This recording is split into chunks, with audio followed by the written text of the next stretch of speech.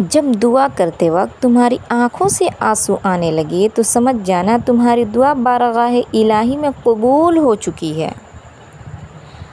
دنیا میں صرف ایک محبت ایسی ہے جس کو دیکھ کر اللہ تعالیٰ خوش ہوتا ہے، وہ بیوی کی خاوند سے اور خاوند کی بیوی سے محبت ہے۔ تنہا انسان کو کبھی تنہا نہ سمجھنا، کیونکہ جو تنہا ہوتا ہے اس کے سب سے قریب اللہ ہوتا ہے۔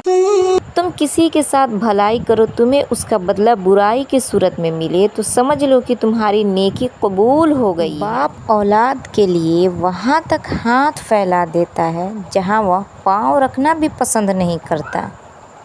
اللہ فرماتا ہے، سب کو چھوڑ کر اندھا اعتبار کر لو مجھ پر، یقین کرو میں اپنے وعدوں کا بڑا سچا ہوں۔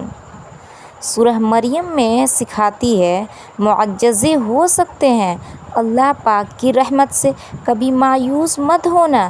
اللہ پاک اپنے بندوں کو کبھی تنہا نہیں چھوڑتا۔ اللہ آپ کو مشکلات سے نکال سکتا ہے۔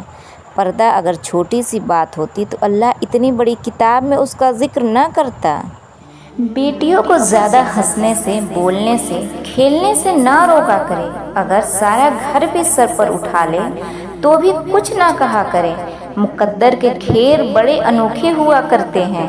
جب تقدیر کا تھپڑ پڑتا ہے تو یہ لڑکیاں، یہ بیٹیاں، یہ شہزادیاں مسکرانا تو دور، بولنا تک بھول جاتی ہیں۔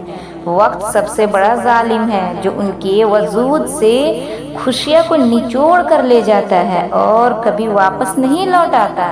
بہترین کی خواہش تو سبھی کرتے ہیں، مگر بہترین پانے کے لیے بہترین بننا پڑتا ہے، کیونکہ پاک تو پاکیزہ کو ہی ملتا ہے۔